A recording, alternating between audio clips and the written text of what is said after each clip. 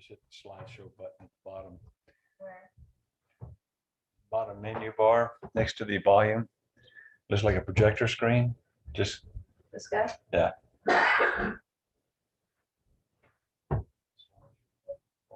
It launches the slideshow so you don't see the bottom menu bar next to the volume. Right there. It's like a projector screen. Oh, hold on a minute. Sorry. Yeah. Wow, that's a huge delight. It was Yeah. my. It I was was like, YouTube. what's going on here? I know. I forgot I had YouTube up. There you There go. we go. Oh, All right. nice.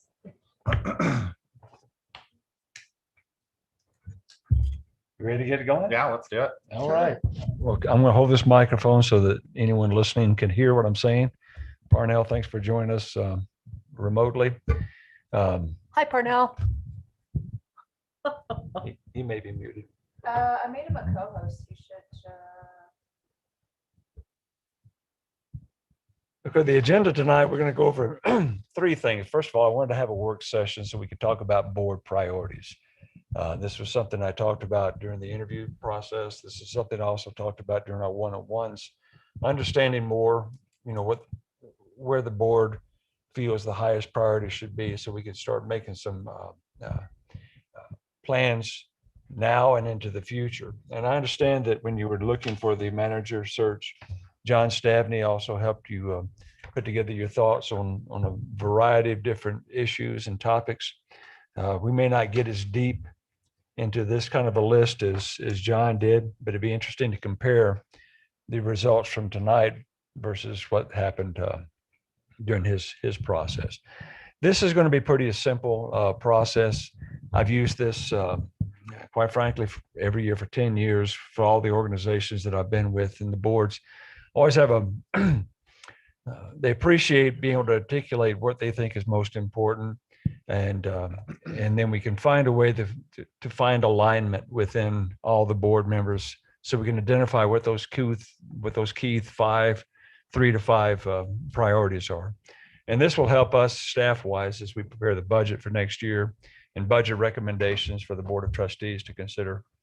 And so the way this has worked in the past is I've always just asked every trustee to think about what their top 3 priorities are, and just kind of get that thought in your mind and find a way to articulate that. And we're just going to kind of go around the room, and it's important that you identify those and articulate those, and we're going to just kind of keep track of those on the board here. And then we're going to go back over that, have some discussion about that, and then we're going to kind of align that also as far as attainability and what the outcomes may look like. So Katie, I'm just going to start with you because Okay. I was sending Katie Fisher a text okay. just to see, make sure that she remembered this was going on. And I'm not going to put the trustees' names down. We're just going to list those priorities there. And you may say the same thing as somebody else, and that's fine. That's fine. Sorry to cause us a little delay, but I thought it would be worth it if she forgot, she could pull it up. For me, the low-hanging fruit, I hope, and a priority is to wrap up the conservation easement on the Maryville Meadow. That's kind of like, that's my number one. I think that it can be accomplished, hopefully in pretty short order. And then housing. Any clarification? And my thought with housing too is to try and look at what we can do with financial incentives / penalties for second homeowners or people that rent on VRBO. We have a ton of housing up here and a lot of it sits vacant. And just to try to take a look at some creative ways to try and make some of that more available for us. I'm going to put housing availability then. Housing availability, / incentives. And our regs from like now into the future, so we do start mandating that people that build either put money into a fund or are required to include an attainable housing unit or units within their development. Okay. So we Hold haven't done on. that in the past. Hold on to those thoughts, because the second thing on the agenda, we're going to talk about housing, affordable housing, Yeah, the and cost how-tos. and so forth. And I think that just exactly what you're talking about Yeah. is going to be part of that conversation. And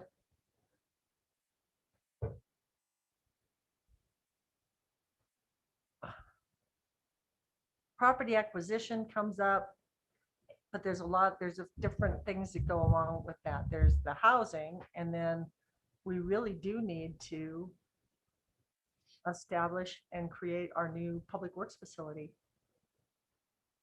So I'm going to throw public works facility on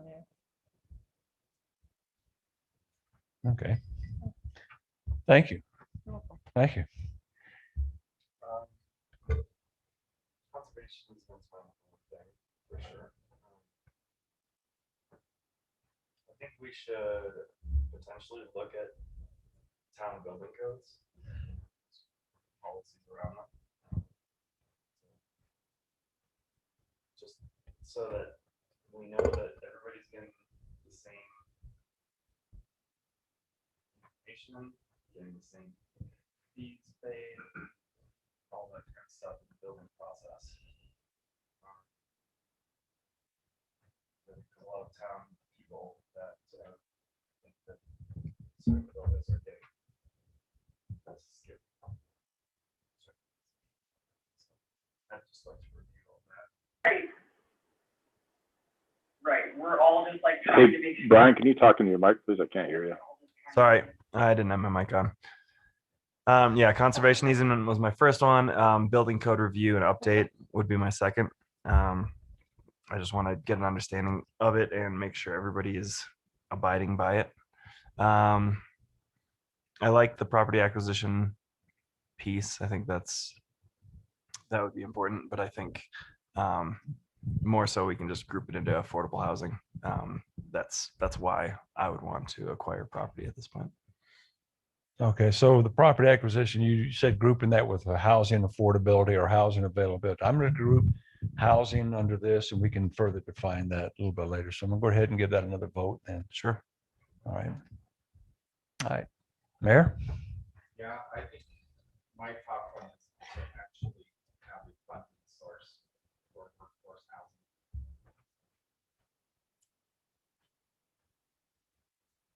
Rather than Yeah.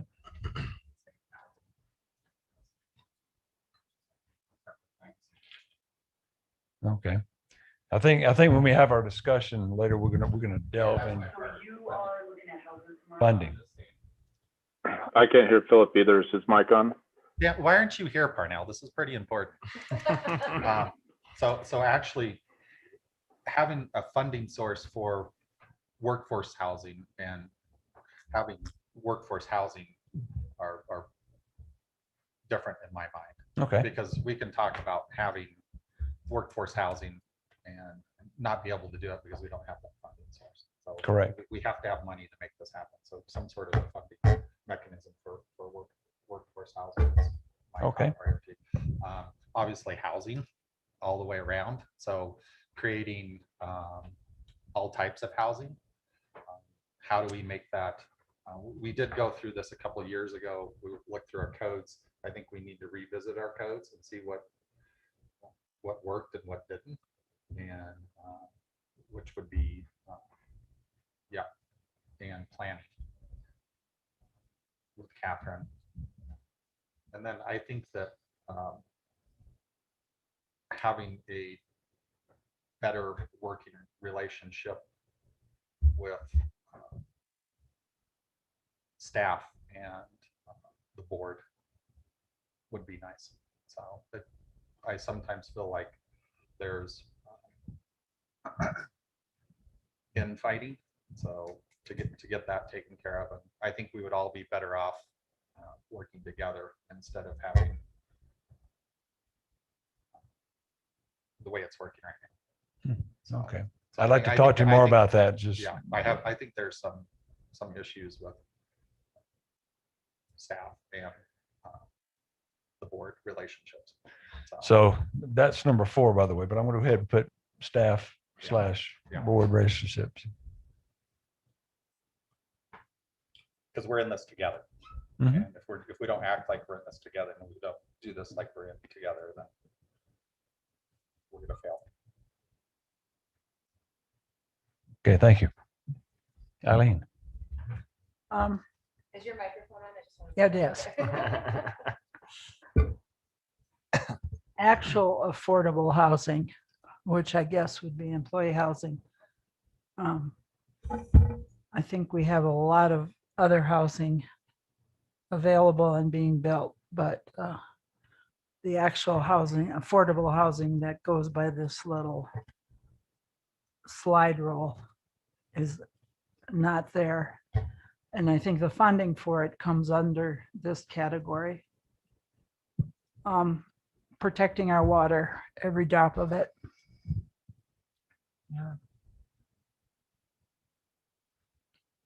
Can I just say water conservation?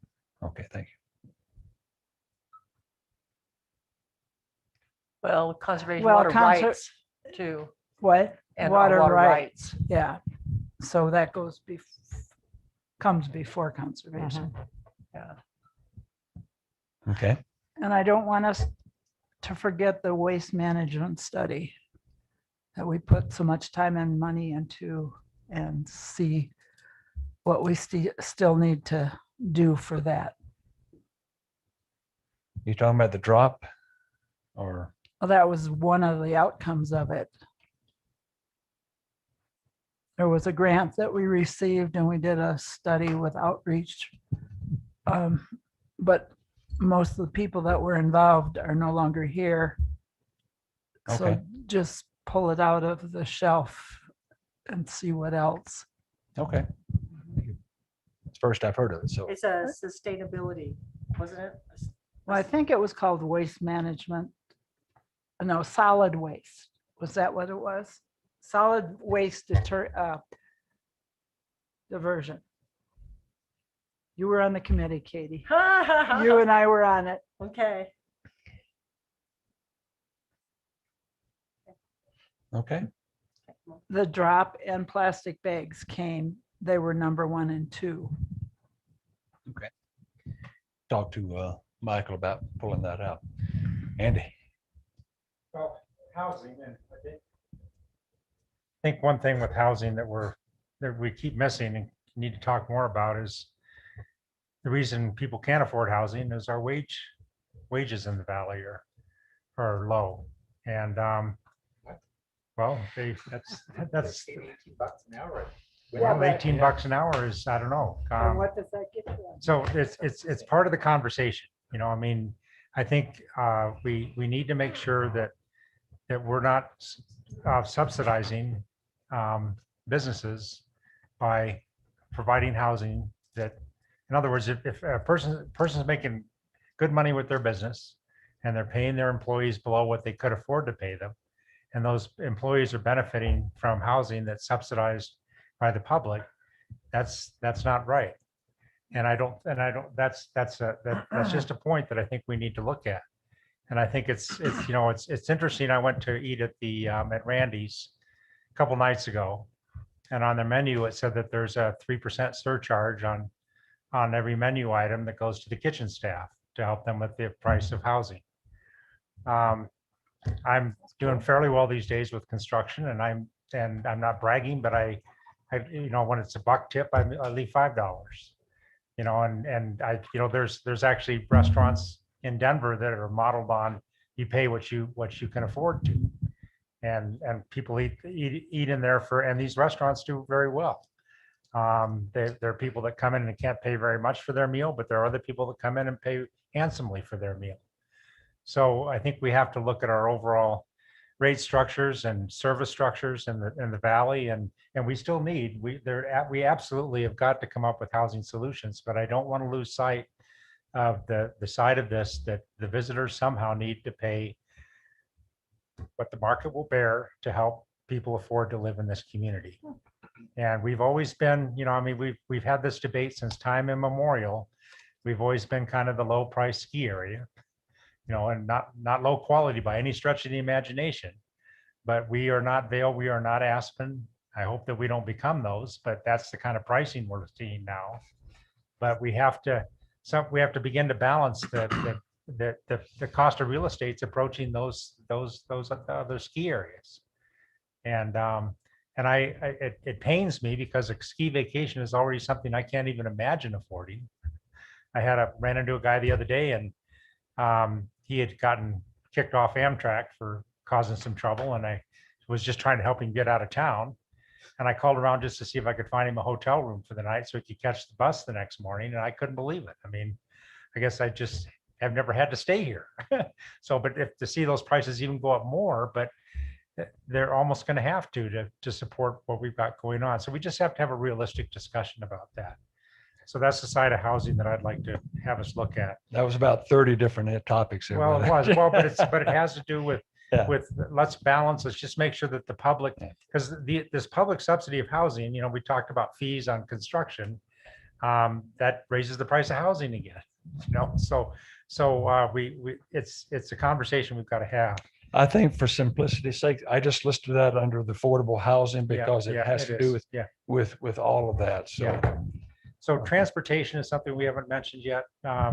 It's really beginning to affect our quality of life here and the quality of the experience for visitors, the traffic jams and the trying to get across the road. And we've got to begin to look really hard at transportation. I've been involved in the past with trying to bring more rail service to the valley, ways to bring people here without their cars. So, and our streets and other ways to get around town to make sure that we put this town back together again. We've got too many dead end routes. So I've talked about that a lot in the past, but transportation, and that includes trails too. So again, that's a broad topic, it just is. to say transportation, Yeah. because you talked a little bit about public transportation, you talked about private transportation access Yeah. across the roads and stuff. Okay. I don't know if we have a transportation master plan with the last time that one was proposed, but it might be We do not. worthwhile Yeah. to put a transportation plan. Yeah. As far as the topic. That would encompass all this. Okay. As you and I have talked about that. That was, yeah, that's excellent. Okay. And then the third one is social services, and that's a broad topic, but I think it was brought home to us with the childcare discussions we've had over the last 3 meetings, with affordability, with the struggles to afford to live here come the struggles to afford childcare, education, mental health, so that the human services that we need to somehow find a funding source for and support. So. Okay. Thank you. Yep. Thank you. Parnell, if you're listening. Yeah, Your I'm turn. here. Yeah. Yeah, so mine are housing, transportation, public and road connectivity, and then annexation of other properties around the town. And then Katie texted me hers. She's Oh, good. cooking because she can't find a person to replace herself tonight. Good.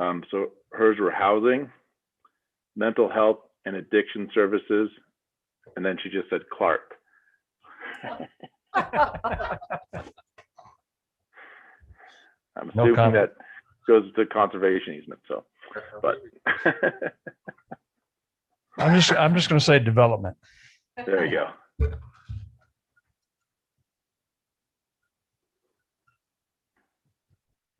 Okay. I know you can't see this at home, Parnell, but I'm going to go over the list that we came up with, and then we'll move on to the next exercise. I start off with conservation easement. There was at least 2 people that said that was a priority. I know when you talk about development, the conservation easement may wrap into that. And as we group some of these, we might find that they all fall into common categories. Housing availability got 3 votes. Public work facility got 1. Building code review update got 2 votes. A funding source for affordable housing, 1 vote. Board staff relationships, 1 vote. Affordable housing, 5 votes. Water conservation rights, 1 vote. Waste management study, 1 vote. 2 votes for the transportation plan, and then 1 vote each for social services, property acquisition, mental health, and development. Does that sound about right? Okay. One of the things that we found useful in the past is going through these and saying, okay, do they fall, are they subcategories of maybe a larger category, and finding ways to group some of these. For example, housing is listed as house availability, funding source for housing, and affordable housing.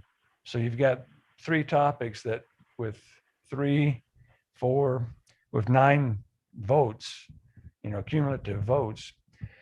Could we simply have a topic that we'll say housing, and we could break that into affordable housing, housing variety, housing access, housing funding, and such like that? Yep. Does that sound Absolutely. reasonable? Yep. Okay, I'm going to circle those in red. The big winner. And I want to make a comment on conservation easement because that's very important to me. But I feel we're on progress with that. Mhm. And I didn't want to waste one of my votes. Good.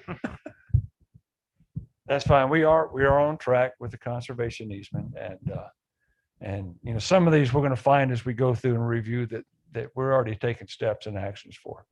But it's good to know that those are still your priorities. So would you want to change conservation to another priority? No. Okay, we'll leave that the way it is. Another grouping that I can see just off the top of my head, again, goes to conservation easement. It also ties in with development, and as Katie said, Clark. And the building code review and update. I was gonna say that Yeah. one could fit with it as well. All right, so there you go. You've got a building code review and update. My blue pen. And just for clarification, are you more talking development code rather than building code? Yeah. Yeah, okay. Social Land use services, code, I mean, yeah. Mhm. social services and mental health could be together. Yeah. Okay. Anything else could fall into the development world, conservation easement, building code, construction development code review. I think water conservation and rights very much fits in with that. Yes. So all the questions on water conservation and rights revolve around what's available. How can we, how can we Yeah. continue with development? So, Okay. I'm going to go ahead and group that in there too. Sorry, my blue pen doesn't work too well. Orange, we talked about mental health and social services. Where does property acquisition fall in? That can go red. That can That's go what I red thought, with yeah. housing? Yeah, that can go red. Okay.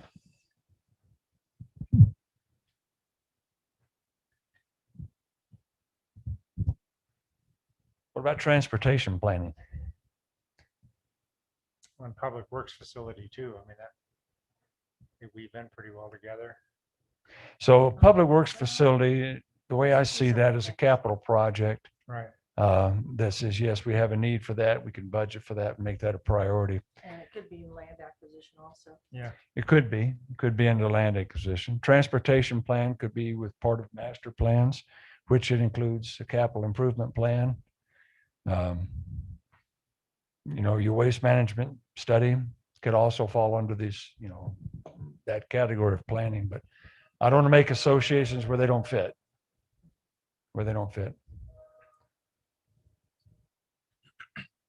I don't know if they fit together.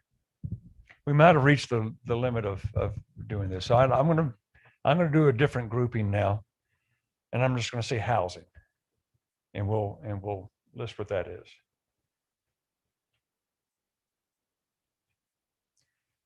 So we've got 1, 2, 3, 4, 5.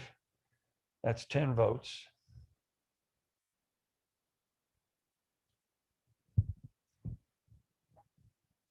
And next we can look into 11 with property acquisition, isn't it?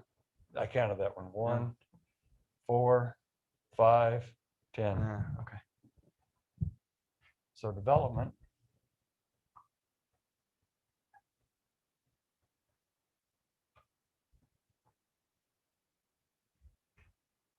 That is 1, 2, 3, 4, 5, 6.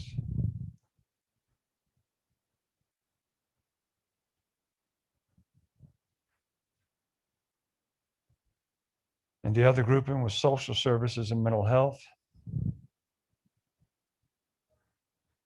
Can mental health fall under social services to some degree? I would say so. Okay.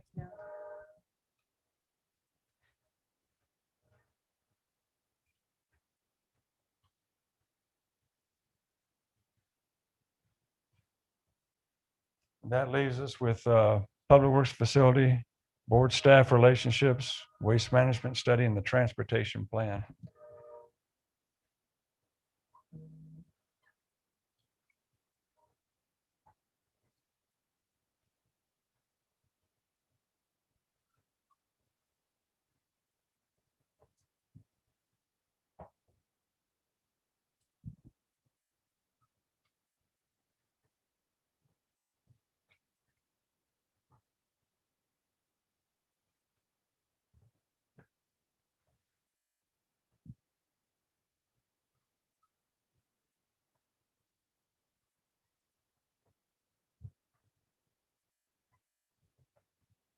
Does that seem to capture all that? Yep. First of all, thank you. That was a good exercise. So the water, did you carry the water over? Yeah, Okay. We included Oh, the, it's a circle I can't see. There you go. development. that's why I stopped using the blue pen. Under development. Okay, Parnell, I know you can't see this from the screen, but grouping this, we came up with housing and all the factors that go with housing, whether that's affordable housing, workforce housing, housing variety, and funding sources for housing. And we're going to talk about that in this next session. That got a total of 10 votes. Development and everything that goes along with the development, including the conservation easement, our development code review, water conservation rights, that came in second with 6 votes. Social services and transportation plan both received 2 votes. And then the Public Works Facility, Board of Trustees, Staff Relationships, and the Waste Management Study all received 1 vote. Okay. Parnell, any questions on that? Nope, that all makes sense. Thanks. Okay. We're going to do another little exercise here. It doesn't work.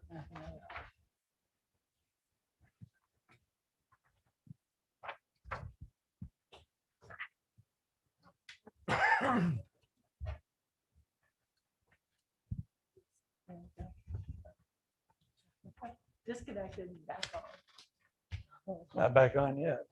Let's get in there. Oh. And if you wonder. Look at that too.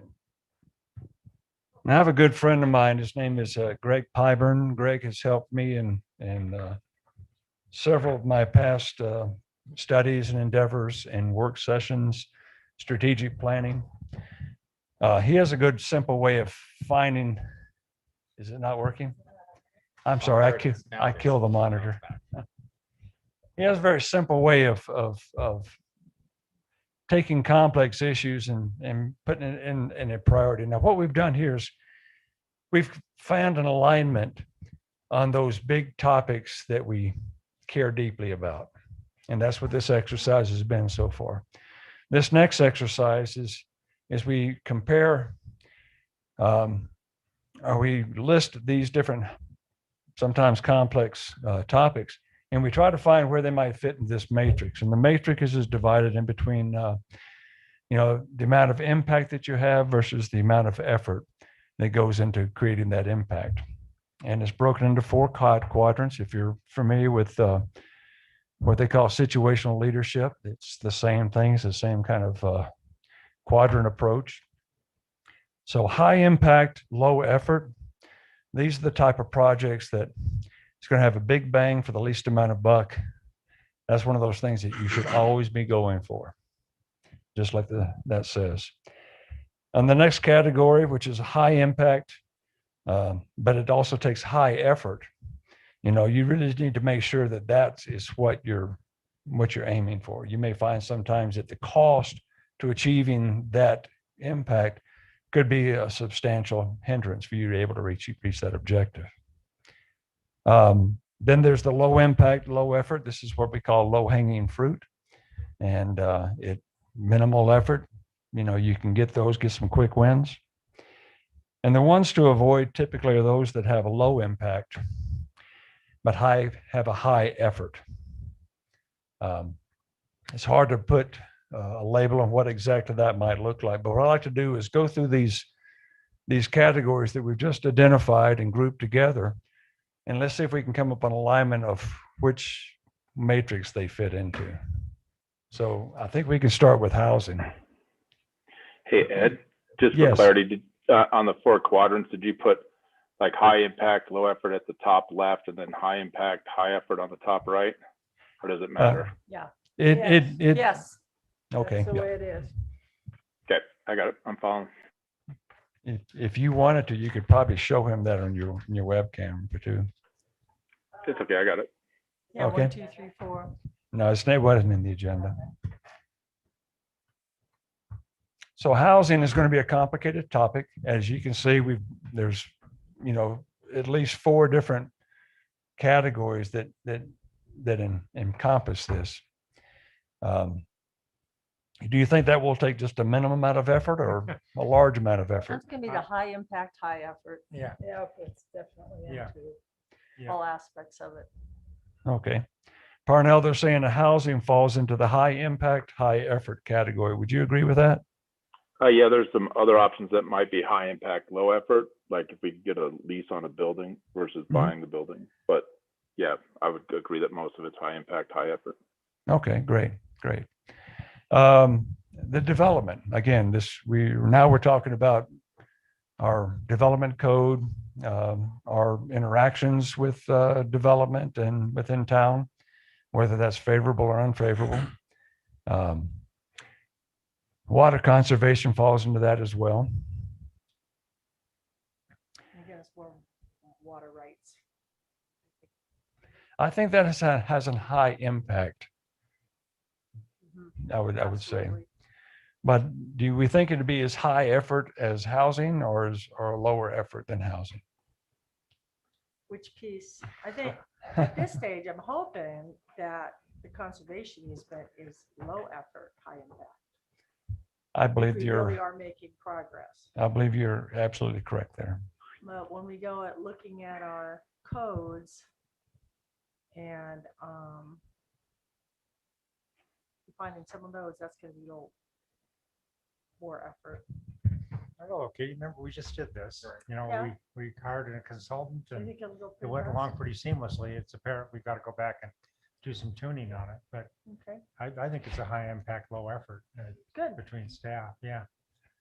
For which one you guys are talking 2 different topics or 3 different For- topics for now? Development, yeah, for development codes. Yeah, I'd put that with the high impact, low effort as well. Okay, good. Okay. I'm going to say a word about social services and not to say that it's not important, because quite frankly, it is important. You know, mental health is an issue that affects just about everyone. And we saw from the request that was made last week about, you know, preschool and being able to funding for that. There's different roles and functions of government.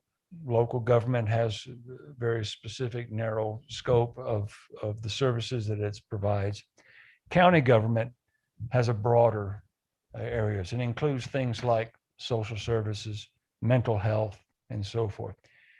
I say that as a caveat that, not that it's not important, but it could be actually a low effort part on us by creating partnerships with the county to address the issues that are going on The other here towns. in Fraser, right?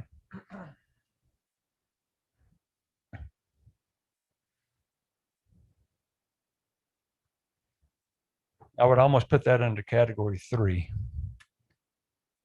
But I'd like to hear your point. This is your priority session, not mine. Well, I hate to say that it has low impact. I mean, I think Yeah, it I has wouldn't tremendous say- impact. So Quadrant 1? Well, I would think that we have an addiction situation, but I don't think it's an outrageous amount of people that are addicted. That's where the low impact comes in. Most of the addiction that I see is from people being bored because they have nothing to do. So they drink, get high, do whatever, right? So they're just not out entertaining themselves or going to work. So I don't think it has that high of an impact if we were to do it, but that's just me speaking out. well, the other side of this, are, of course, are the kids, Parnell, and the impact of that is bringing up healthy individuals in the community, and which has a tremendously good impact, high impact. So I agree, but that's the kids aren't addicted. So that would be something we'd do through the school systems to help educate that, which has a higher impact and lower effort on our part. But to help with the current people that are addicted, It's a broad That's topic, for sure. yeah, that's a high effort on that one. There's kids living with those addicted people. And that's definitely a high impact. I know, and I understand that. What I'm saying is the majority of people aren't addicted to drugs. So it's a low impact when you look at the majority of our population. If Okay. 10 out of 1,000 are addicted, it's a low impact. If it's 50 out of 100, then it would be a higher impact. And it might be substance abuse, not necessarily addiction. And we definitely have a lot of substance abuse. And I believe that's one of Katie's issues. I And believe, mental 2 health. weeks ago, she brought that up. Sounds like high impact, low effort. I think so. I did, you guys over there? Sure. I think there's tremendous community support for it, so that helps with keep the effort lower. So Well, and the other social services are factored into this. So, the daycare and The that kind of daycare, thing, yeah. that's really high impact. Okay, And I'm Parnell, thinking- I'm sorry, go ahead. I'm just saying the impact for the town, us as a town, with all the other services out there, what we're going to do is not going to be a very high impact thing to help with drug addiction and mental health. I do think it's something we need to look at and make sure we have that going on in the town. But I don't think our involvement as the Board of Trustees or the staff is going to make that big of a change. Yeah. So for us, it's a low impact, low effort, my opinion again. Our financial support for it in collaboration with the county would probably have the most impact. Sounds like 1, 2, 3. You said high impact? Or did you High say- impact, low effort. I would say. What did you say, Katie? I think I'm going to go with Parnell on this one. So 1, 2, 3. I think it's high impact, low effort. Okay, So there's 4, 2. okay, that's good. I'm sure Katie would stick with you also. For number 1. Okay, the consensus is that it would fall under high impact, low effort. And we're going to put it there. We may find that once effort gets placed on there, it actually becomes low effort. And it just as any of these could. But again, this is just about helping us prioritize to some degree. So social services is there. The transportation plan, which we don't have and we need. From a stat- I'm sorry, go ahead. Sorry. I was just No, gonna no, say no, that, no. to me, since we don't have it, it's a high impact, high effort. It's going to be a lot to get that figured out. I would agree. well, the only thing to consider is the plan itself. If that's all we're talking about, that'd be a fairly low effort. There's a lot of funding sources and resources available to put together a transportation We're not plan. saying let's solve the Yeah. problem. We're saying let's get the plan done. Yeah. So, Yeah, creating the Well- plan from a staff perspective is, if it's a priority, we budget money for a consultant to come in. Yeah. We work with a consultant. That's low effort. And the impact is they're going to deliver study based on their engineering expertise and their knowledge. Well, and the impact is also that like with this cement batch plant and when we get developments on the table, we have better data and better things to go back to tell us, is this going to fit into the transportation plan or not? So, Mhm. so I think it's a Well- high impact, low effort. Well, the reason I see high effort on it is if we're gonna go after trying to connect roads and condemn properties and or buy properties to get easements through people's properties to make better road connections and trails connections, that's a high effort. The plan itself might be an easy effort, but going through and actually getting it implemented would be your high effort. So will we be doing this every year No, in your book? no. Okay. Typically, when you put together a transportation plan, that transportation plan No, I'm has, thinking this process.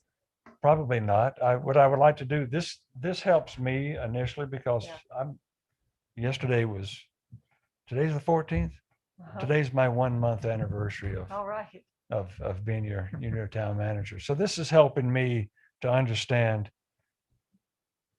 what your priorities are. I've met one-on-one with everybody except Brian and Katie because you've both been out of town.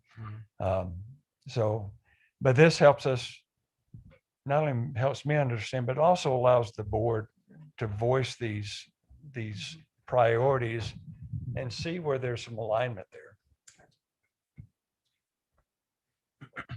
Where did we go with that?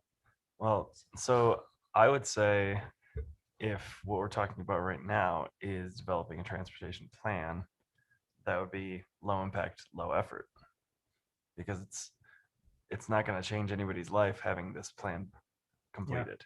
I would agree. Yeah, that's So- a good compromise because that differentiates that it is just a plan. So, Right, right. Yeah. And I And- agree with Purnell, implementing that plan Yeah. it's will time. probably be difficult, but Yeah. we're not there yet. So, That's a future discussion. Yeah. I would tend to agree that yes, it is low effort, but also has a low impact, but a potentially long range impact. Parnell, what do you think? Yeah, I would go with that as well. If we're just doing the plan, I agree it's low impact, low effort. Thank you.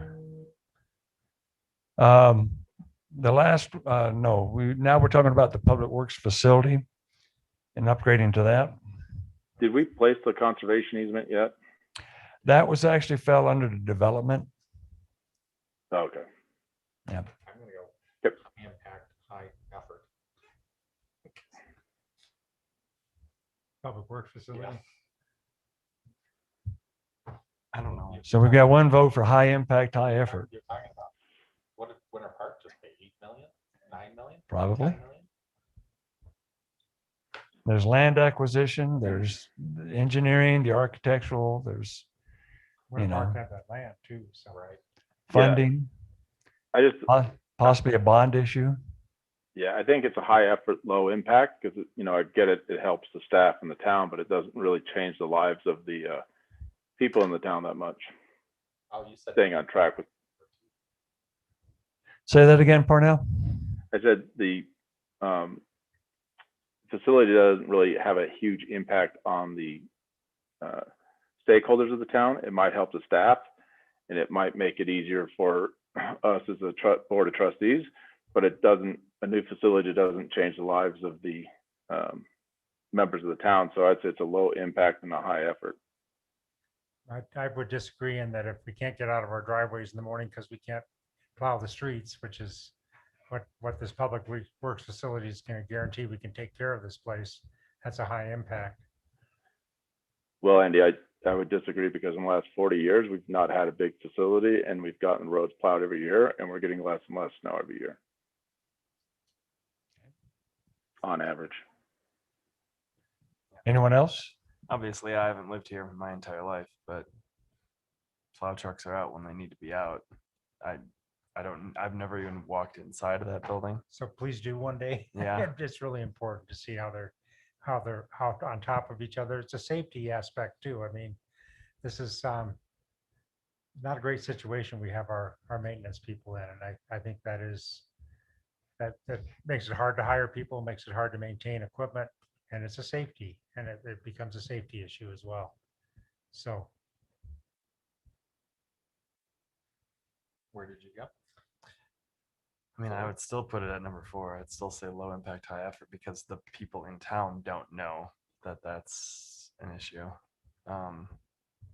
So if they see their tax dollars going towards that, they're going to be like, well, why? And sure, we can show them, you know, but I do feel like that's a high effort. Probably on 4.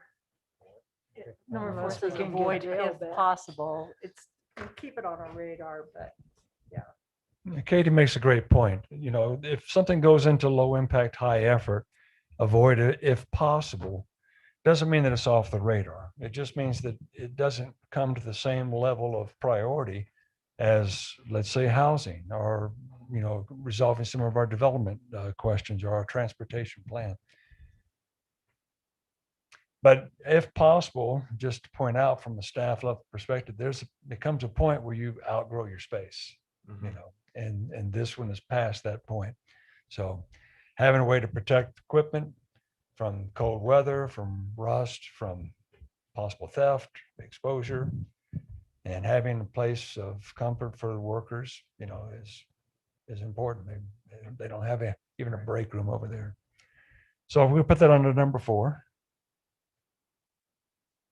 Russell's going to kill me. yeah. Wasn't your decision. It wasn't.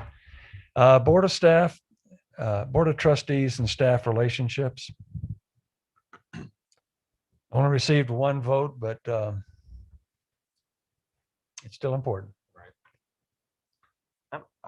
I would probably say high impact, low effort Number 1, yeah, that's what I was thinking. because I don't think it's going to take a lot to have good conversations and stuff, and No, you know, Bring No. people back to the table. right, and then Yeah. everybody's on the same page, and that is going to create a big impact.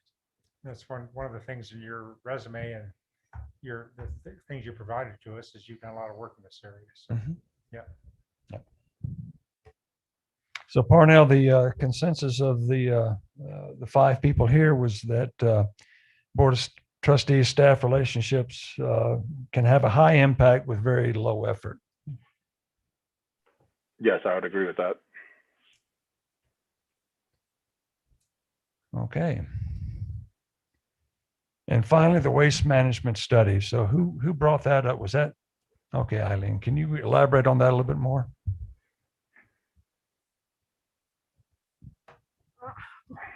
Just want to resurrect it. Just resurrect it Bring it instead, back out. yeah, and, you know, in the light of climate change and sustainability, although that's not in the title. There's probably some things we could do. So was that part of our sustainability action that we did where we, Yes. yeah, Yeah. worked one of on the our concrete savings efforts. of electricity in the buildings and going to our street lights that use less That probably energy. was, Yeah, yeah. it's all part of that. And I thought that all fell under that sustainability. And So- just something's, I don't know if it's that small, but when we have dinners delivered, tell them we don't want plastic forks. So the waste management study can really be named sustainability Yes. Sustainability. because a Yes. lot of the topics here really deal with conservation measures, energy efficiency, and being sustainable. Low impact, low effort. I think those are some quick wins because the study's complete. It's about implementing those procedures. Some will be a little bit more stringent than others, but Well, it's like Michael's getting close on our solar array out in the right. wastewater treatment plant. So I'm going to put sustainability under quadrant number 3, Perfect. low impact, low effort.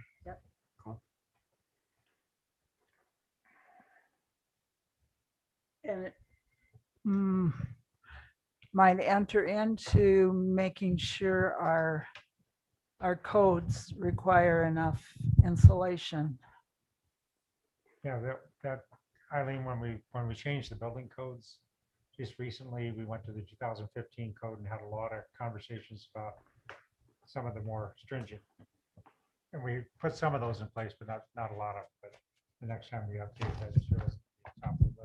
That's the Builders Association. When was that Whole code effort. updated? 2 years ago, I guess it's been now. 2 years Yeah, ago? we went to the 2015 15, code. 16, So 17, 18, 19. Okay. and that's the first time that all the jurisdictions in the county went to the same code. That's what the Builders Association helped drive, was that everybody in the county, all the towns, the county, everybody ended up in the same code. So, I know that they Wasn't that update that about every the 2 International years. Building Code? yeah, but the same version of that code. Okay. So, yeah. Okay. All right. And so there's an 18 code. Right. now, Right. Oh, no, there's a 21 code or 20 code actually. Yeah. Yeah. So it's coming up to look at that again. So that completes the town priority discussion. I appreciate everyone participating, appreciate, you know, playing along with this little exercise, because at the end of the day, we found that the things we should be definitely be going for is because they have a high impact with a relatively low amount of effort, is addressing all the development concerns, whether that's the conservation easement, water conservation and rights, and even the topic Clark that Katie said. High impact, high effort, those we want to make sure that it's worth it. And housing fell into that because yes, it is a struggle. And we're going to have a discussion when I may not be able to resolve everything tonight about affordable housing, but we're going to have a discussion about that and start shaping our thoughts on that, because we definitely need some policy that we can follow when someone comes to us and says, I want to help you build affordable housing. What can you give me? We need to have an answer there. Low impact, low effort. These are those quick wins, the obtaining a transportation plan and following up on our sustainability study that we had before. And to avoid, if possible, not to eliminate, but is the public works facility. Okay, To avoid, pardon me? you said to avoid. And the bottom. on the Avoid line, if it says possible, avoid, public but works if facility. possible. Not to forget Yeah, about, yeah. but It's important. Yeah, but, it is. yeah, It's not possible to avoid it. right. We can't avoid it. We're gonna have to do it. Okay. All right, well, thank you. Is We'll there start other- the slideshow then. So affordable housing has come up on a number of occasions. You know, and quite frankly, it's been filling most of my conversations since I came on board.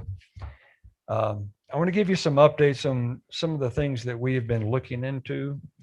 We were invited to meet with Nick and Keith up in Winter Park, and Philip and I got together, and the four of us discussed the possibility of us working together for affordable housing.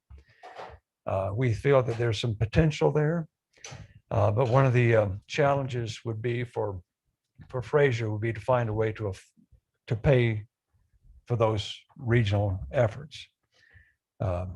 2 days ago, I was in Grand Lake at the Board of County Commissioners, Mayors, Managers meeting, and regional affordable housing was also again on the topic.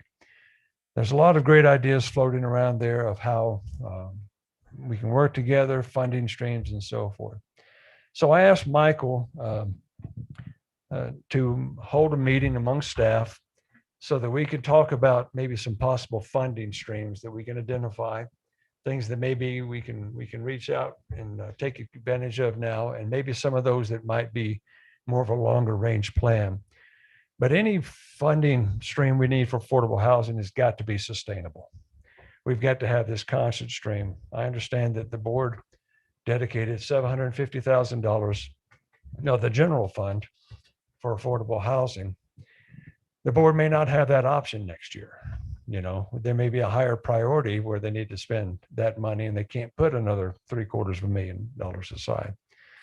So we explored some other ideas, and I'm just going to run down this list. The first one we talked about was the sales tax increase, and we could have those funds dedicated to a restricted revenue fund, mainly for affordable housing. We know from experience that our 1% sales tax that we use right now for transportation and capital generates about $1 million a year.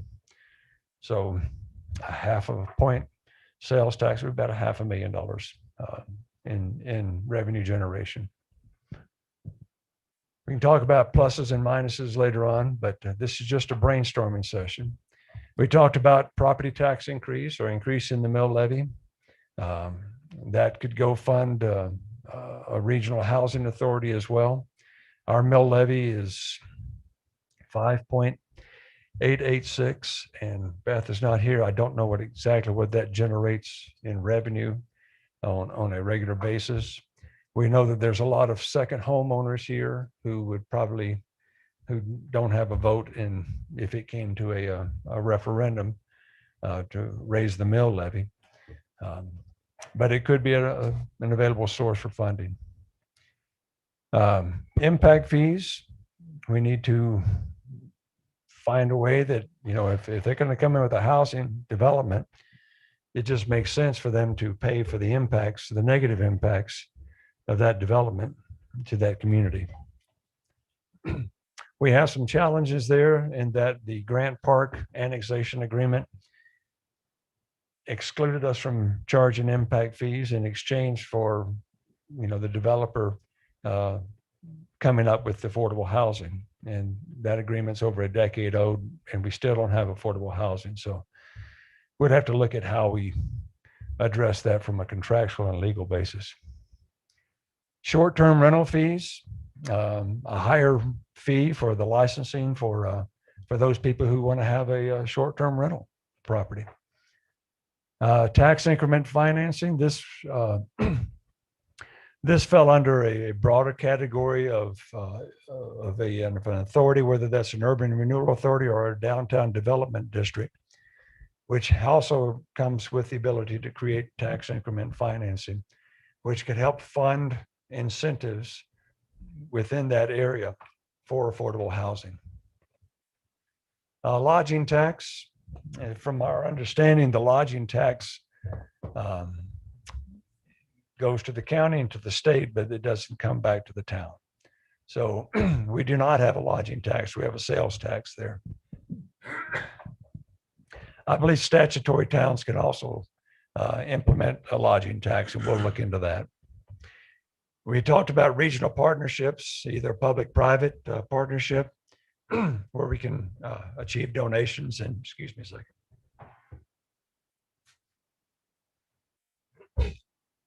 I've been talking too much. One of the partnerships we talked about was maybe partnering with Winter Park. Certificates of participation. If you're familiar with that term, it's a funding stream where basically you don't have to go out to a vote to pass a bond. This is a tax-free investment for those people who want to, participate in that certificate of participation. They will fund the operation, and in return, they receive typically lease payments or some type of equivalent to an interest payment back. Or we can simply just reallocate existing town funds. If our priority is to put it in affordable housing, but we're also putting money in something that may be a lesser priority, you could simply divert those funds. And those were just some of the ideas that we had for to fund some of those opportunities. Before we go to the next slide, I want to talk about one more thing.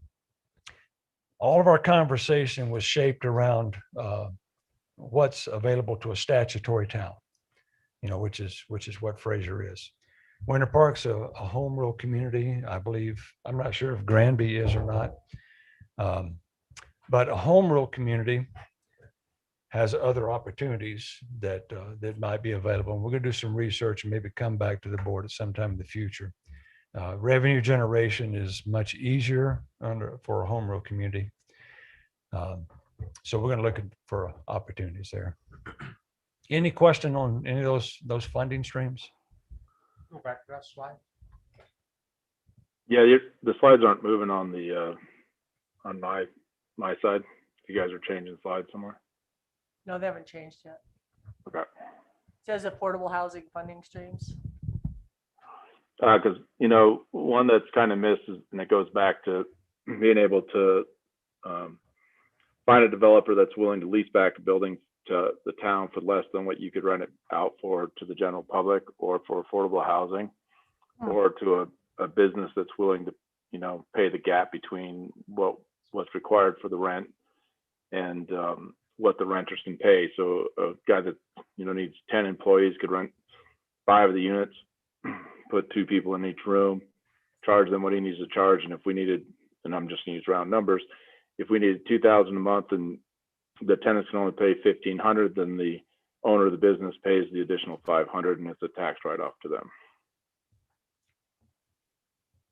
That's worthwhile looking into, Parnell. I'd love to sit down with you and kind of get a better understanding of that. Yep, sure. And the other thing is using land that we already own in the town. And I know, and I'm just going to use this as a general thing, the land that the church sits on, the old church that we use as a little convention center or whatever we do with it, that land could be better used. And, you know, the question is it worth turning that into affordable housing or keeping it as a church? The land itself. Okay, thank you.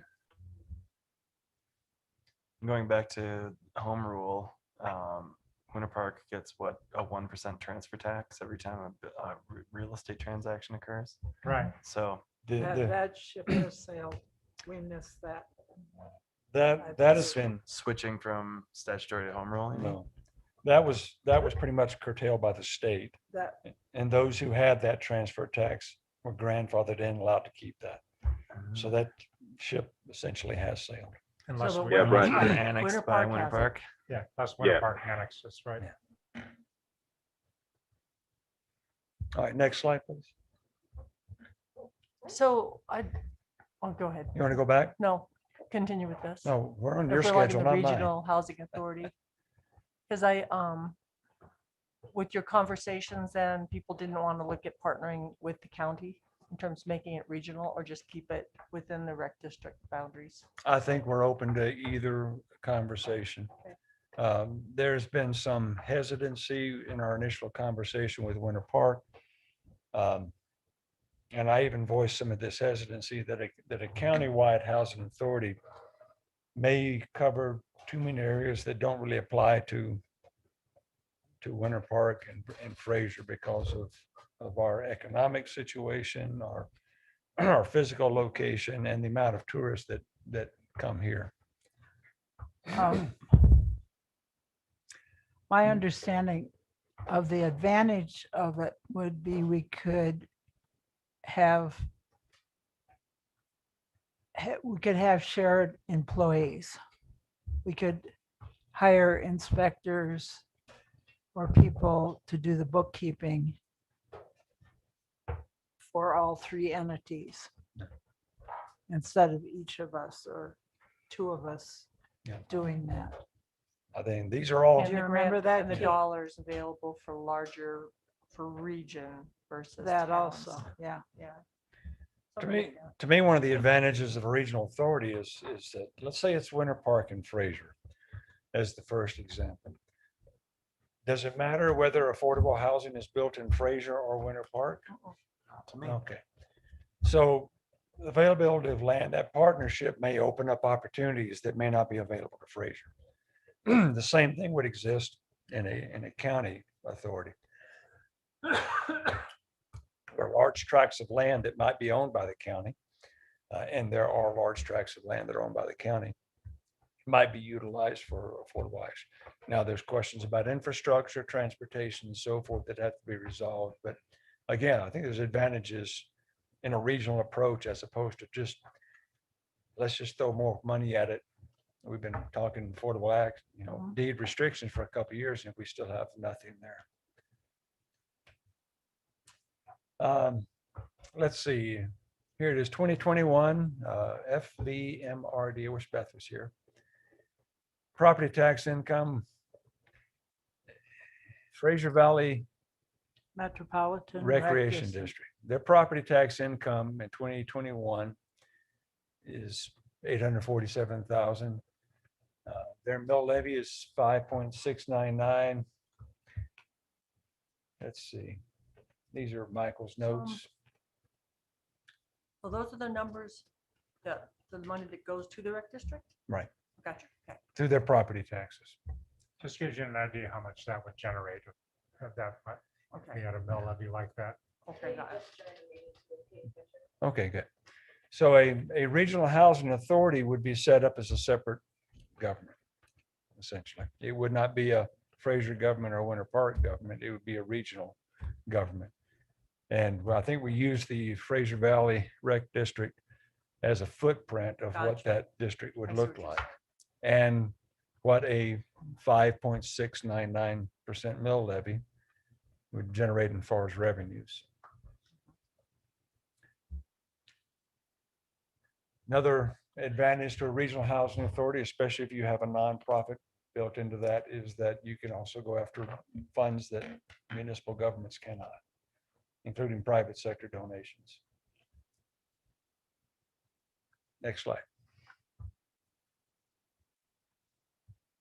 I would just back up a second and go back up one more. All right, thanks. Now we're just dipping our toe in the water on the staff level. We just did some brainstorming on one session. Some of the things that we need to start working on, and with your permission, I would like to be working with staff and put together some recommended proposals for the Board of Trustees. We had two meetings this afternoon. One was a developer that wants to take a piece of property on Muse Drive and put either 6 or 8 or 10 affordable housing units there. He would agree to the deed restriction, but he's asking for the moon as far as what he can get on incentives and breaks and fees and such like that. So we need to shape a policy on what we are willing to do as far as incentives. There was, as you understand, there was an incentive package that was made for commercial development. The Market Street was one of those properties, of course, the distillery, and one other property took advantage. It was a very generous incentive package. But that's passed. And maybe at the time we needed economic development. Maybe we received some grant funds which allows us to do this. I don't know. I wasn't here. But if affordable housing is a priority, when we're having these conversations, when people are doing their due diligence, it'd be nice for us to say, yes, we can waive up to 50% of your tap fees. That's $7,000 per unit. Or we can waive this or return your use tax. There's a whole lot of money that these developers will pay up front. One of the things that we're instituting is if they come to us and they want incentives, I'm asking them for a pro forma of their development plan. So I have an idea of what their capital investment is, and I have an understanding where their gaps are, so that, we're not just trusting them to say, well, I can't make this happen unless you give me $3 million, So I want to shape some policy, and I'd like to have the board weigh in on that, of what you're willing to do and not willing to do. Can you maybe get your thoughts a little bit about now whether or not we're going down the right path by doing that? I think that's a great idea. When he said affordable housing, what does affordable mean? Because Granby has been taken by two such affordable housing developments. We keep an eye sign for one of those right out here in our Right, they town. do. I don't Yeah, quite why that's still there, but yeah. There was- So that's a there's great got to point. be some definition as to what affordable or workforce housing is. Right.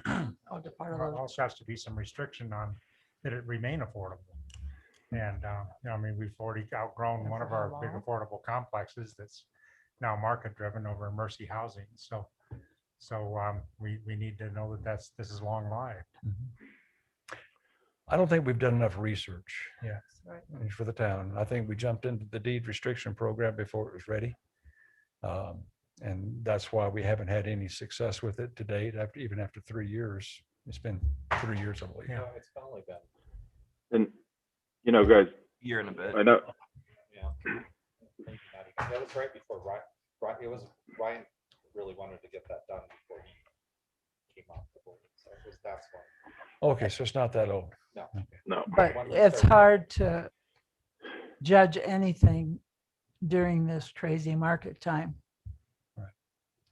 Well, and Ed, you mentioned that developers are asking for the world when it comes to getting employee housing or workforce housing done. Remember, if they're doing workforce housing and they're not going to go build a standard house or a standard complex, the developer's giving up the opportunity to make hundreds of thousands of dollars per unit by putting it into a workforce housing situation. So when you start to think, oh, somebody's asking for the world, well, what are they giving up? You got to look from the other side of the table as well. And that's why we haven't. I agree That's why 100%. Yeah, and that's why we're not seeing people say, hey, I want to build affordable housing. There's no profit in it. There's no reason to build it. And Parnell brings up a great point. And our conversation today with one of the developers on Victoria Village was trying to determine, I can bring in X amount of market rate, I can bring in X amount of affordable housing. He met with Russell, Catherine, and I, and one of the questions that came up says, well, okay, are there, can we waive tap fees? Can we do these kind of things? And I'm not against that. I think you quite frankly need an entrepreneurial approach to address affordable housing. You need to think like a developer. You have to think like a builder. And that's why I want to see their pro formas. I want to say, okay, what is your gap? What kind of profit are you looking at in here? Because they're not coming in to do this out of the goodness of their heart. They want to make a profit doing that. So we need to examine our building code, and our development code. We're a planned development district. We need to incorporate a PUD in this that allows us to mix densities within one development. It gives you greater flexibility than our code that says, no, we're stuck this. You got to have this many parking spots and you can only have this density. You need some flexibility so that you can make that profitable for those developers. And Ed, one of the other thoughts I had was, looking at people's airspace, and I'll use Murdoch because that building's familiar to everybody. The center of Murdoch, you couldn't build more housing on, but the two wings, like above Phillips, my office, there's areas where you could build housing on top of those units. So that might be a way to utilize what's already built and have the developer, get some kind of deal or whatever, but get units built on top of those buildings. Okay, thank you, Parn. That's a good point. Density. Density needs to be addressed. Location of housing. We've explored a couple of different developments, and the question of affordable housing has come up. And we're talking about our business district right on Highway 40. Do we want affordable housing right in the middle of our downtown business district? Are there better locations for that? Maybe we need to stick to business district and business developments instead of insisting on some housing element to that, because it's going to be hard to have a commercial rate business in a decontrolled upstairs, affordable housing. And that may not be where you want to put it either. Right. There's some communities that do a mixed use thing where they have in the commercial area on the main floor, they have commercial, some kind of commercial business, whatever it is, coffee shop, laundromat, whatever. On the second and third level, they do workforce housing. And on the top level, they turn it back to regular housing. So the developer can sell virtually the penthouses, rent out the affordable housing units, and then the commercial helps the town because now you have a ring of commercial along the highway or through the center of town. So thinking of mixed use more than just a single item is a good way to do it. Also having the affordable housing in the downtown area, what that does is allow people to walk to work instead of driving to work. Transportation. Yeah. Exactly. It brings density to your downtown. Mm-hmm. So there's pluses and minuses either way. Yes. So Yep.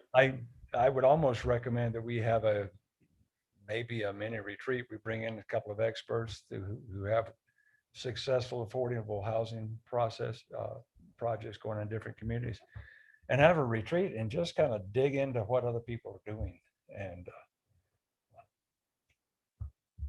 and further shape our discussions for all of housing variety. You know, we need attainable housing, affordable housing. We need market rate housing. We need apartments. And we need to define what is affordable housing. A small market rate apartment is not affordable housing. It's just a small, expensive place to live. Correct. And, you know, one of the things that, you know, Aspen and Vale and Breckenridge, I think Steamboat are facing, I think Vale's actually trying to buy back some of their open space, or maybe that's Aspen. But, you know, one of the things that they're facing is not only do you need affordable housing for a single person or two people living in a studio or one bedroom apartment, you need the step ups from there so they can move from an apartment to a condo complex to a townhome to a single family house. Even if the single family house is on a small lot, they're finding out without that transition, people leave the valley or leave their area at some point down the road. And one of our conversations, that's a good point, Parnell. One of the conversations that we've had recently was that affordable housing still goes up in value. You know, as property values increase, but the deed restriction puts that in a lower demand category. So it's going to sell for less than a market rate with high demand and high turnover. Because the only people you can sell that to are people who are going to be working within that district area footprint. But it also helps that owner build a little bit of equity in that property that he's made investment on, that affordable housing property.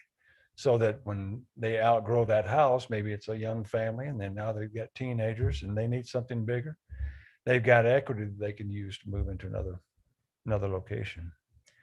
Whether that be a larger affordable housing deed restricted property or something else. So one thought on the regional housing authority. One reason not to have a countywide housing authority, at least only one housing authority and have it be countywide, is there is real interest between the communities to keep their workers in their own communities for transportation and for vibrancy of that community, so your workers are living there and part of the community all the time. And our community, the Fraser Valley and Granby, are separated by a pretty long distance, 16 miles. So, but I still think that if we had a regional housing authority down here, still some type of overall county housing authority, not necessarily a housing authority, but a consortium where we could work together. Because one of the things, if you remember, Philip, we had the long conversation that night with Sheena and with Rich Chimino. And one of the best ideas I think that came out of that evening meeting was that we do need a county-wide effort to standardize how these projects are put together. And so that we have a full toolbox when you sit down with the developer, you know what the toolbox is, what the government programs are, what the funding sources are, how all these things can fit together to help facilitate the housing. So in other words, we maybe in this model, we have a Winter Park Fraser Housing Authority, and then we have a Grant County group where we can hire a consultant that can come in and put together that housing master plan with respect to the different regions. And because I think there is great strength to having our employees living in their communities where they work. And you used the term consortium, right? Yeah, something of that sort. Yeah. That actually kind of rings a bell. Yeah. That you could have this regional countywide think tank, not necessarily an action group. Well, but the group could have at least enough authority. They could hire a consultant and help us with some of these overall larger questions that we all have the same questions. And we all want that same toolbox to sit down with our developers with. So, but yeah, that consortium could help develop that toolbox. I think we just proved why housing falls under high impact, high effort. Oh, yeah. Yeah. There's a lot of questions to ask Yeah. here. I think the point of why I wanted to do this was kind of shape some thoughts in my head based on your input. Parnell, I appreciate everything that you were saying there. You were bringing in some fantastic points there that I would like to sit down and explore with you. With the board's permission, I'd like to continue discussions both with the county and also with Winter Park about what a regional housing authority may look like. We even had discussions to reach out to the Grand Foundation to see about a public-private partnership. And we'll have conversations then. If that's all right with the board, I'll keep pursuing on that direction. I'd also like to put together some recommendations for how do we define affordable housing? And could be multiple layers there. Do we want it to be 75% of AMI? Do we want that to be, 20% less than market value? And what are those kind of incentives that would look like, and where can we come and help fill that gap so we can create affordable housing? And also some recommendations on the funding stream, the sustainable funding stream. Just a quick show of hands, who favors the sales tax over a property tax? Sales tax? Property tax? We've been to that sales tax well so many times. Yeah. Yeah. But you're not having, For housing. you're not having the tourists pay that tax. So it's all being paid by the homeowners Yeah. of our community. And That's the top one. we're being impacted by tourists as well as the growth of our own. That's- But the, And we're really low on it. Our sales tax is not high. 9%. it's like the highest. Winter Park's the Yeah. highest in the state. Yeah. And we're just. Yeah, we're like, Just a point behind it. I think the, let's get it from the tourists is kind of an emotional thing. And I'm kind of in, let's get it from the second homeowners. That would be. a well, problem next. That, and our property tax is, well, our state, we're tied for the lowest, we're tied for the fourth lowest Property tax. property tax in the nation. And a lot of the people moving here are shocked at how little property tax they will be paying. So how are we gonna yeah, but remember, if you raise the taxes, the locals pay the taxes. Right, but what I'd like to see is a study to show how much a raise in sales tax affects Mrs. Roberts So. versus a We mill pay the- levy. Yeah, we pay the sales tax too, Parnell, so. No, I'm not for either And tax. that's- I'm all against taxes. So do we want to put something out there that's not going to pass? Because So, when you ask our community to raise their taxes to pay for an impact that is being mostly generated by tourists, do you think that's going to really pass?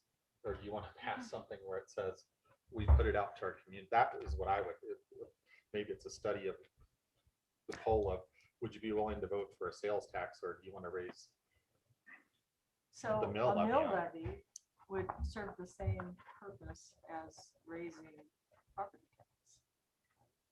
That is, That's the Yeah. same that thing. is the We- same Or we thing. actually raising can't. property tax. Sure, We yeah. can't And raise it's property specific tax. for housing. Yeah, how are we gonna pay for the public works facility and redoing our roads? And Yeah, are we gonna do a sales tax for that, or a mill levy for that, or?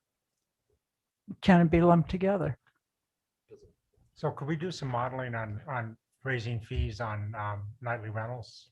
You That's know, what a lot of other towns are doing, Yeah. because just real briefly, nightly rentals don't pay commercial real estate tax.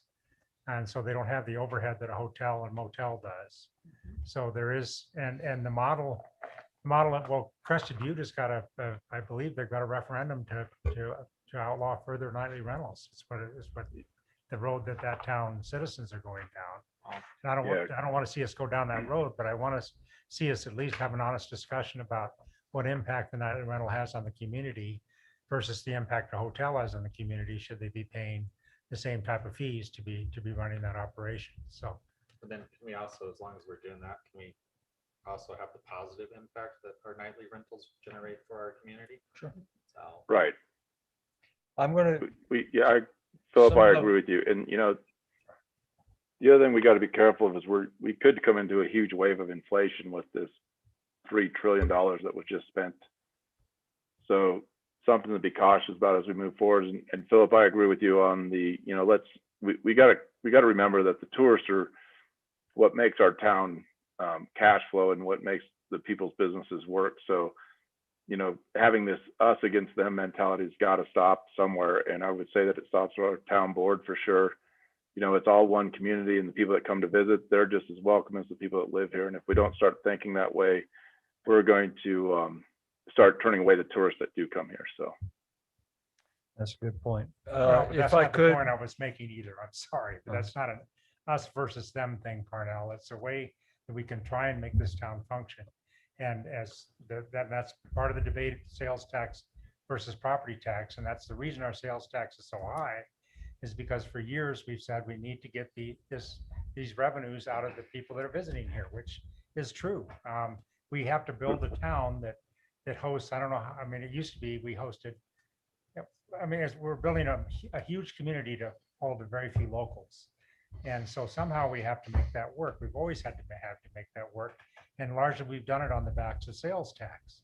So the whole question is, everybody's got to pay something here to make things work. And we try to, as much as possible, make it possible for a 70-year-old person like me, and Katie, you're not quite there, but I mean, we do want to retire here too, and I don't want to retire here and not leave opportunities for all the young people that are here in town. So it's not Right, an us agreed. versus them, Parnell. We're just trying to balance and make things work here. And it's going to involve some fees and some ways to generate revenue if we're going to build housing. So yeah, but when you talk about the guests coming in and talking about raising fees because we need them to pay for our development, why won't we build a town that people want to live in year round? A lot of the housing that is disappeared, a lot of the employee housing that's disappeared has disappeared because the people are staying in their units and they're not renting them out. They come up here for the week, they'll go to Denver for 2 or 3 days, and they come back up because they don't want to be in Denver anymore. The two largest, yeah. so it's not just, we're not losing housing just to Airbnb or to rentals. We're losing it to people that want to come up here and stay. Well, we do have numbers now on Airbnb because they're all permitted, and we do online research. Let's look at some numbers so we can Yeah, I have agree. this discussion how many about do, it. So no, I'm not opposed to, how many rentals do we have? How many licenses do we have in that? I don't know, but what I was going to recommend was let us staff go back and look at some of these numbers. I think Beth has got these numbers, Antoinette, because she does the licensing. And we'll prepare some revenue projections. And we'll base that on a mill levy, a 1 point raise of a mill levy and what that would mean. Sales tax, the same way. The short-term rental fees, and these are your people that have to have a license so they can rent their property. I think our current fee is fairly inexpensive. It's $300 a year. It's $150 a year. We can look at a pillow tax, which has been used in some communities that it's based on how many bedrooms you have available. We can look at a lodging tax for a statutory town, even for a home rule community, is typically used to generate money to promote tourism. I'm going to ask the question, can it be used to counter the effect of tourism? right. And could we ask that question of the county lodging tax? We have what's the board that determines how the lodging tax is spent? Grand Tourism Board, right? Grant County Tourism Board. Yeah. Does that board have the authority or the ability to begin to turn some of those funds back towards the impacts of tourism? We can look at that. Yeah. And even though we have some struggles with impact fees, I think, quite frankly, whenever you build a new house, a market rate house, it has an impact on people's ability to afford housing. And if we had a better situation, and I'm going to be exploring that development agreement, that annexation agreement, look for every loophole. Every house that's built should be paying about $2,000 toward affordable housing, in my opinion. And that can be based too on size of the house. You know, I mean, if we don't want to make it more expensive for a person trying to build a small house to get started. And we still want to keep it affordable for everybody, but still somehow based, graduated type basis. Yeah, yeah. And I'd also like to come back with the board with a few proposals, ideas for defining affordable housing. You know, Yeah. what does that mean? Exactly. What does that mean? So, Does it? The SHAFA guidelines, is that work any, Have you seen this? The chapter No. guidelines? Yeah. no, I haven't. Take a look. Yeah. it's yeah, Excellent. The sliding scale. Show it to you. The need. Yeah, the housing that Clark's building over on Mills Avenue, Ed, that's one of the housing projects that has a sliding scale, and it's anywhere from, based on what you make is what you pay rent on.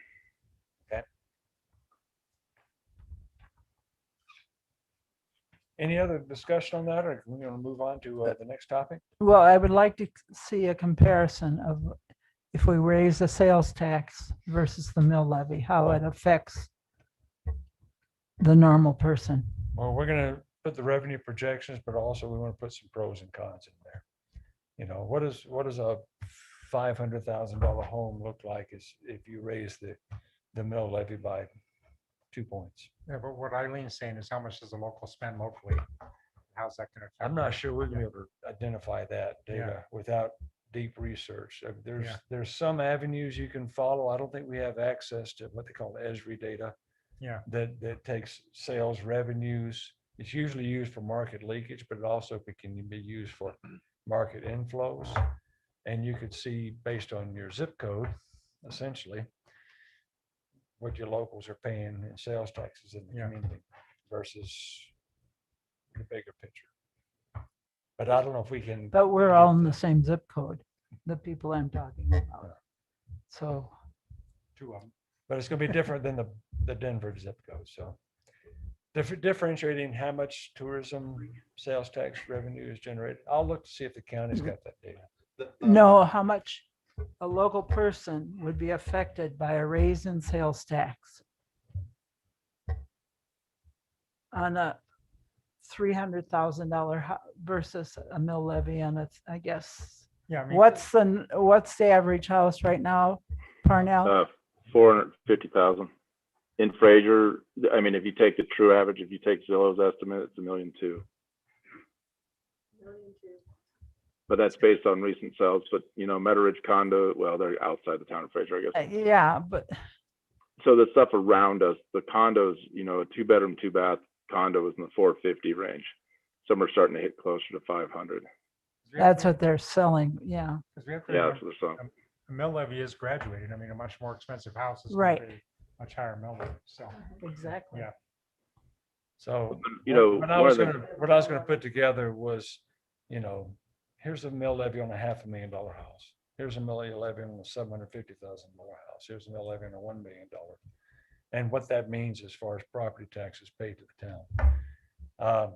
I think and I'm still struggling with what you're trying to, look for. I mean, define the Okay. average person in Fraser and how much they spend locally, then I could probably come up and tell you what the impact would be. So would- Beth said she could do that, but that's a lot of work for Beth because you're estimating what an average person, if they make 30,000 a year, you're averaging how much do they spend locally versus driving down to Denver to buy their groceries Are going online. or going online, correct? We capture online. we did online sales do. tax. We capture that.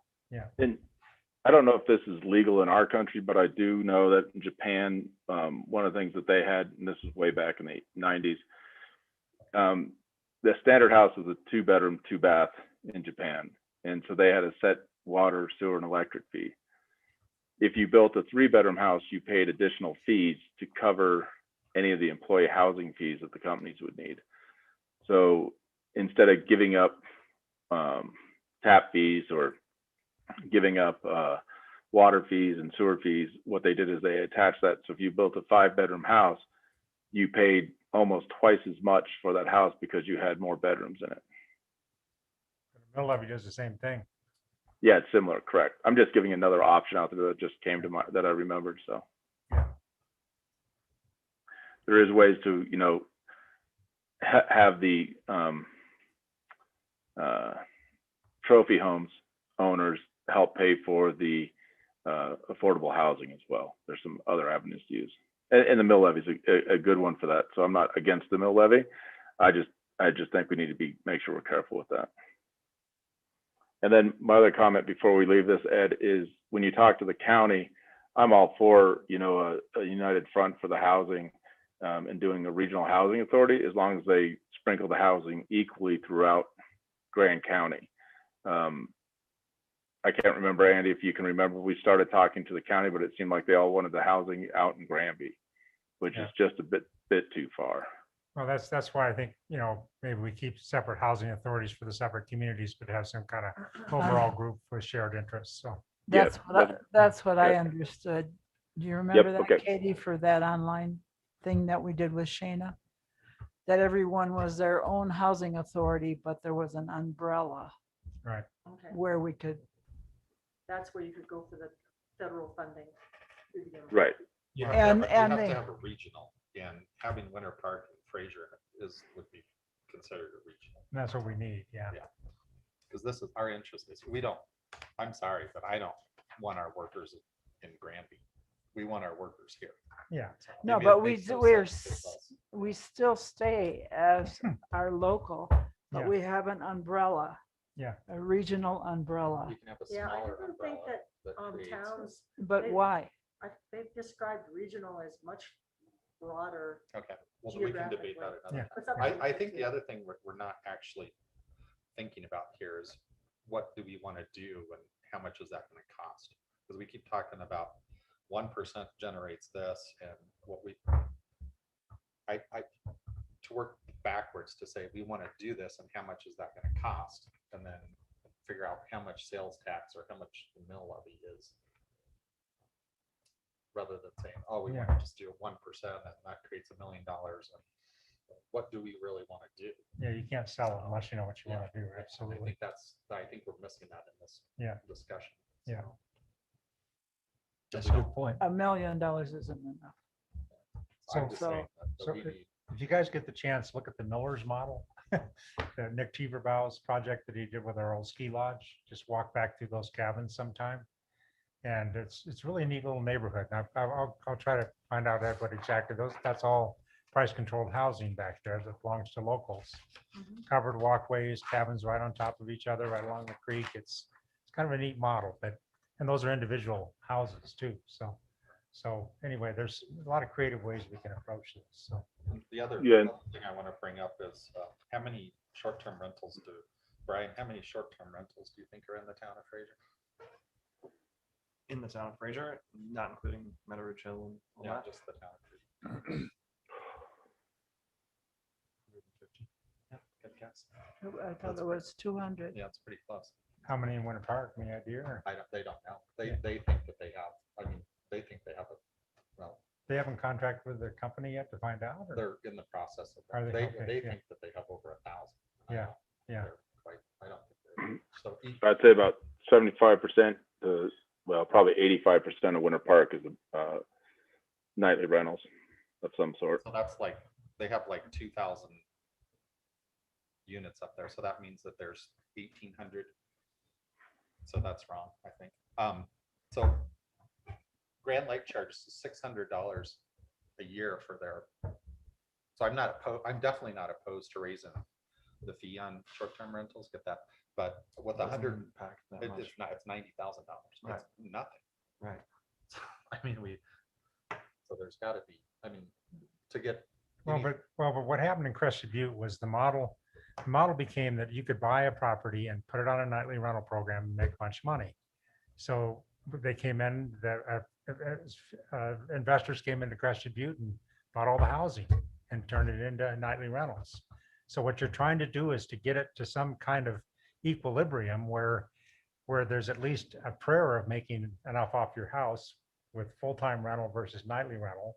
At least some comparison between the two, so that it still is economically a good decision to rent it out full time. So, Right. or, So- but stay competitive with hotels. I mean, you want to get you want to get a good situation where hotels and nightly rentals and visitors have these options, but all of them should be playing on a fairly equal playing field is all I'm saying. So, Right. So all of my closing in on 50 units that I manage now, and every one of the units that I manage, the homeowners come and stay at their house, which Yeah. eliminates the long-term rental, right. what you're talking about. Yeah. So that's not gonna ever change. They would leave it off Oh, but- because they want to use it. They would not rent it to anybody. But these investors though are buying Yeah, I'm multiple not, properties. yeah, Yeah, I- that's my what I'm com- My saying. company won't take an investor. So Yeah. I've said Yeah. that a million times, that my company will not take it. That If you- doesn't if you- stop them. If you call up and say, blah, blah, blah, I'm not gonna take it. If Yeah. you're not gonna come here and use your house. Yeah. But- so Yeah. We have to have, I mean, like, we have a 160 unit hotel in the town of Fraser. Yeah, that's it. Yeah. That's all of our. Yeah. You want to move on to the next topic? I don't know, do we? Look, I'm hoping this will be a shorter discussion. The reason I wanted to talk about property acquisition was, 2.5, 3 weeks ago. You know, we were in a situation where there's a piece of property that came up and what I'd like to do is maybe shape some policy so we're not rushing to decisions, you know. If you're gonna pursue, property, you know, what's the purpose of that property? You can't, by law, you can't use it for speculative purposes. The fact that a piece of property comes available may not necessarily fit in a long-range strategic objective. So I'm not against acquiring property, but we've got to talk of things about how do we pay for it? Do we budget money for future land acquisitions? Do we do that for affordable housing availability? I mean, Winter Park did this for this new extension that they just dedicated, what, a week and a half, 2 weeks ago, but they bought that property 10, 15, 20 years ago. Do we want to use that property toward municipal purposes, like a future public works facility? Or Do we have to decide? no, we don't have to decide, but what I want to do is I just want to start the conversation about what that policy might look like. You know, having an effective policy in place may actually help us save money in the long run because we're not acting off of impulse, or we're not acting off of, you know, fear of loss.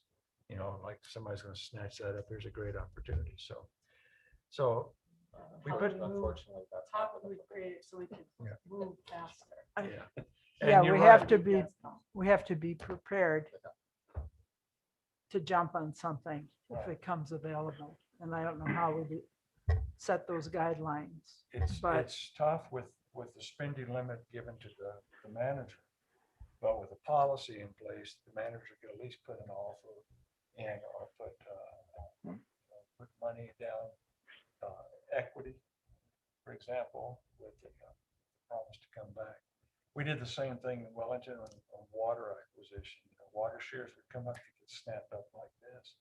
And going through a week and a half to 2 week process of waiting for a board meeting, and, Right. you know, the shares were gone. So we Yeah. built a nimble policy that allows us to do that. I could put together a couple of slides, you know, some existing town-owned land that may be used for housing or facilities. Apparently 320 Eastham Avenue, we know where that is. It's where Behind the still. Yeah. Yeah, That's the the- other half of it. Oh. Is that where the future public works Art Center. art center is Yeah. gonna be? Okay. Yeah. 105, 125 Fraser Avenue, that's our current public works facility. If you do move that facility to some other location, that land becomes available for other purposes. That's a good point. We're missing, we own a, Dog grooming place? no, well, with the church, we own the church, we own the dog grooming place, and we own the property down by the river too. That's, Yeah. it's an So we're acre, it's an missing several acre, nine parcels here. 9/10. Yeah. Yeah, we're missing several. Sorry about that. You know, along these lines, that is being more proactive too, you know, go look and see what land is available and figure out if there's a way to make an offer and, you know, maybe somebody's willing to sell land for higher density somewhere else or swap land that would, you know, we could help them obtain that might be owned by another government entity, be it Denver Water Board or I don't know who else we can swap property with. That's the only name thing came to mind. No. And that leads to the next slide. These are some properties that have been discussed or thought about and just kind of compiled here. Of course, the pole yard has been identified as a possible future purchase for the town, for growth areas, for affordable housing, whatever. Any other land outside of Fraser, Denver water land, like Parnell said, Graham County's got some challenges there with extending infrastructure and be able to support that. You know, and then as far as acquiring properties that for affordable housing, the deed restriction program may work best if we use that in negotiations for new development. You know, that we say, okay, I need 15% of this to be deed restricted. And in exchange for that, this is where you have to get into your land use code. In exchange for that will allow a little bit greater density here in this area and maybe some more single family, larger, almost estate level properties there. That's the whole PUD design where you can have some flexibility within that. That way, the developer's not necessarily taking a heavy hit on the deed restrictions because he can compensate for that by higher density in other areas, maybe market rate apartments or something. But sorry, I'm stuck on the dog grooming place. We're talking the little log cabin Yeah. with the one room. Like, so if we have pieces of property like that, why are we not just taking advantage of them now? If all the developers are taking their time with affordable housing, why don't we do it? That's why we're having this conversation. I mean, you could very easily turn that into a 4-story building or something and have the bottom floor be a dog grooming spot and affordable housing units. Another brewery on Eisenhower or something.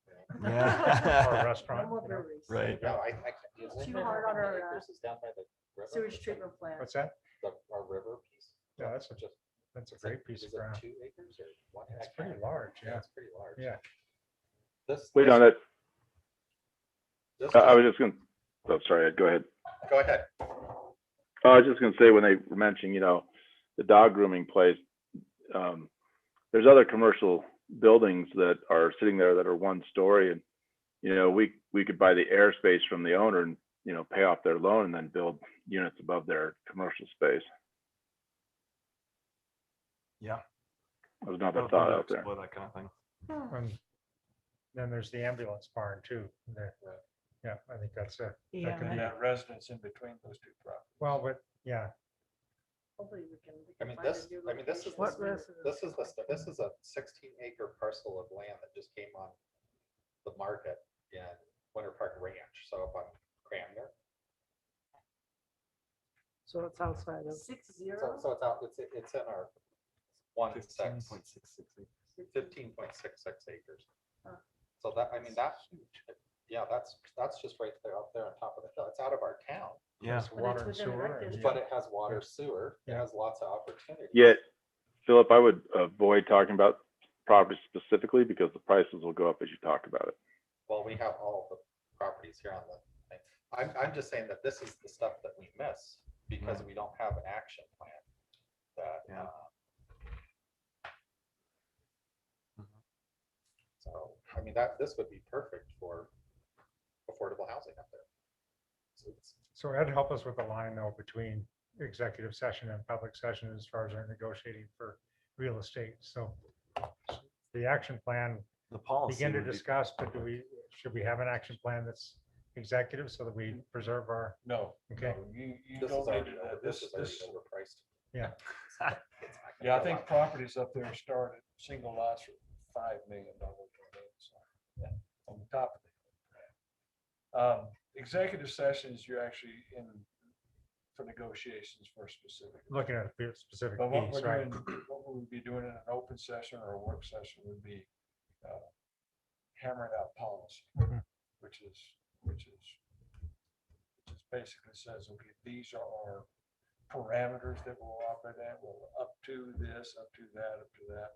We look at properties that fall into these parameters that minimum acreage size, locations for the purpose of this, or this, those kind of things. And that, and then also with authorities for who can go in and start putting offers.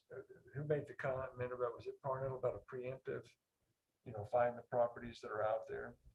I mean, you can always go to these landowners, just like you would for a conservation easement. If you wanted to keep it, open space, you could go and say, you know what, I would like first rights of refusal on your land. Not that I'm trying to buy your land now, but I'd like to have the opportunity of that. Would you sign this document agreeing to that for exchange for $75,000? Yours to do with what you want. It just allows us to have a voice. We may choose not to when it comes up for sale. And you can always go out and identify properties and go talk to owners about having them sell it too. So, Sure. And that would be executive session material. And that would be. This parcel, the realtor actually went to our neighboring town and said, are you interested? So Yeah. everybody knows that this is, I mean, Nick came to me and showed me this. So, Yeah. I mean, that's something that we should, 16 acres is a lot of land. How big's the pool? 10, 9, something, right? Yeah. 10 acres in this position where water flows downhill and sewer can flow. It's a little bit challenging because of the railroad right away. So, but not, And the It's property round. around We it. have to, Yeah. we have to bore under the highway to get, not the a track, big you mean? cost. to get to the. Yeah, on the wastewater highway treatment. too, yeah. Which The it's last- not insurmountable. But We bored under a railroad several times. We bored under a creek one time. There's a lot of boring companies. And one of the bores was almost 4 feet in diameter, so. Well, I mean, that one's in litigation, so there's not anything that's gonna happen. So that's that. But, I mean, that's the stuff we miss because we don't have a plan of action. We missed Yeah. that by a week. Right. Literally a week. Give us a model. That sounds like you developed one down in Work on a model, as well as a model. Affordable housing. And we'll put together those costs and those revenue estimates and even look at short-term rentals and try to get you a little bit more information so the next time we have this discussion, it's more than just a general discussion. It could be more directed in a specific direction.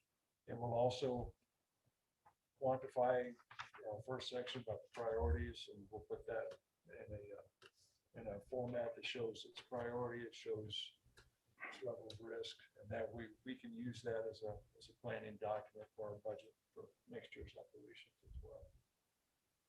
It's great. I look forward to seeing all that. All right. Just don't a expect it lot. by next. Yeah, week, that's a okay? lot. That's a lot. But it's something we can work on. At least now we've got a little bit more. At least I've got more direction. And I will work on staff board.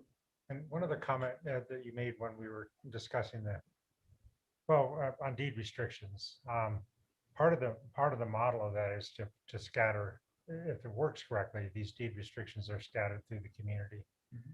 So that's one of the strengths of it, is to try and scatter our price controlled housing through the entire community. So there's strengths to having neighborhoods, of course, but there's strengths to scattering it as well. So I hope we don't give up on the deed restriction program. I think if we can tune it in, I think it has good promise. So I do too. I just, Yeah. we need to revisit that. Yeah. Our current cost model is not Look at Katie go. turning a lot of She's working Yeah, to the bar. you get it, Katie. She cleaning the kitchen? Yeah. in her She's barn? cooking. Yeah, She's cooking. Yeah, look at that. Yeah, she's on Where there. are you, Parnell? yeah. I'm down at the Gaylord something hotel just outside of the airport. I had a I was like, EXP conference that I speak at, so I recognize that logo, but I can't see the whole thing. But yeah, that's yeah. good. You know, I moved to close this workshop. Oh, I don't need a motion. That's the only time I ever get to make a motion is when it's not really a. And technically, you can end any meeting saying, unless there are any objections, I declare this meeting up. Really? Oh, cool. As the mayor. That'd be a new tradition. Wow. He's gonna be cutting us off. Yeah. I better believe it. You actually do not have to take a roll call. I better get the big hammer Go out for it. I got Thank you. Yes, we are done. Thanks, Sarah. Appreciate all the work.